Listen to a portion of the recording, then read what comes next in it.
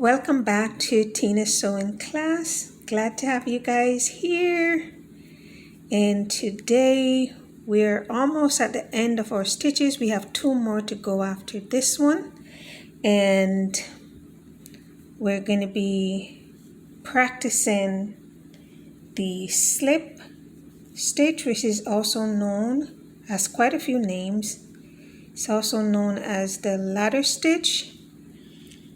It's also called the blind stitch, hidden stitch, invisible stitch, because of its nature. Now I just finished this little pincushion.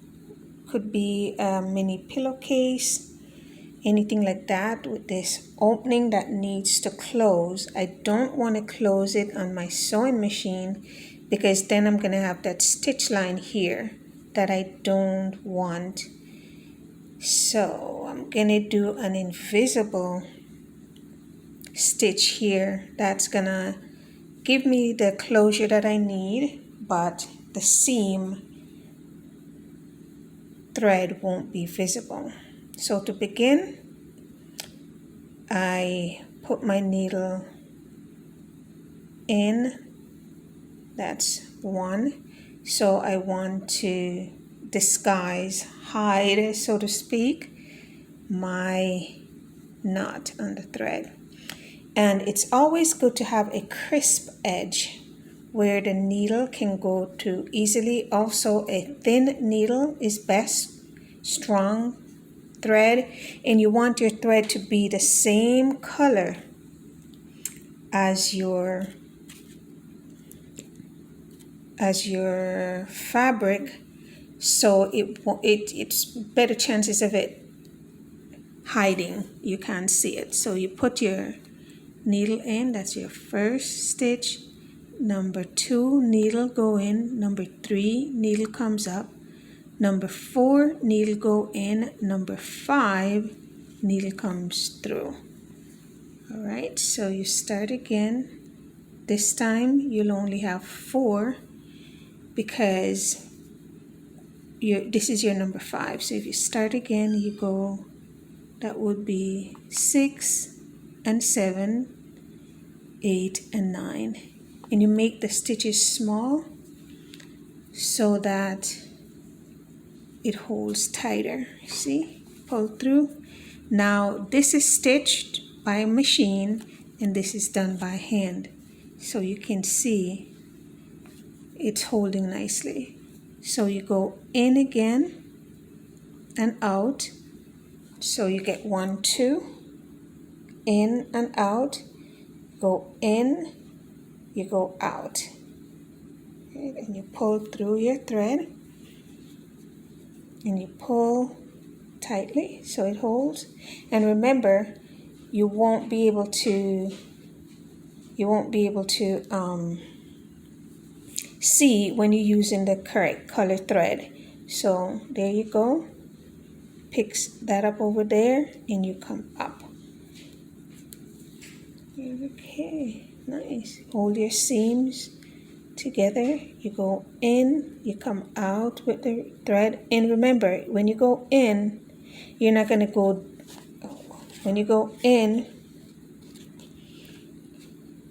okay guys, when you go in, you're not going in like that where the needle is coming through on the fabric. You're picking up this portion of the fabric and you're just simply grabbing a little bit of this, like probably that much, where you're not going to see the seam, the thread. So you go, we make that, we're over here, so we come a little stitch in here like that, pick that up a little bit, and you go over and you pick this thread up. There's nothing showing. You don't see a red thread here. It's hidden, and you pull through. So that is how you make your blind stitch. You can barely see it, and this is red. So again, guys, you have to practice this stitch. Don't just forget about it and do it once and say, I got it. No, it takes time to master, and that is what you want to do. You want to master this stitch. So when you have a rip in your pants, when you have a hole in a project that needs to be completed, you don't want the stitch to be on the outside. You don't want your stitch to be showing on the outside. There you have it. Really nice closed stitch. And it's durable as well. Okay, guys? Alrighty. Now, the ladder stitch or invisible stitch, it's applied in many cases in sewing. It is used to close seams by hand from the outside of the project. Perfect for finishing pillows and cushion, mending and repairing plush toys. When you make your toys and you want to close up, that's great. Lining also for clothing and bags. Bias binding to do your armhole and neckline.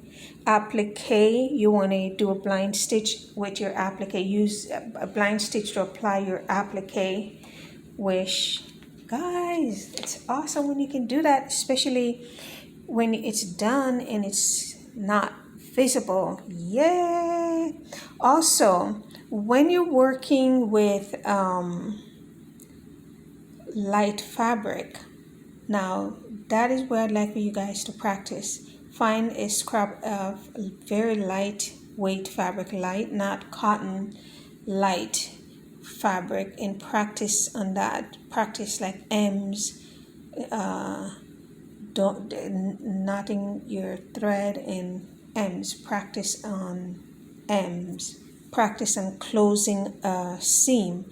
The reason for that is, and also you need a very thin needle. Your needle have to be thin so it can go in easily, pick up that little yarn, and you can pull through. Alrighty, guys, comment below and let me know how it's going for you, how the videos are going for you, and let me know if you have any question. Go ahead and send that in to me as well.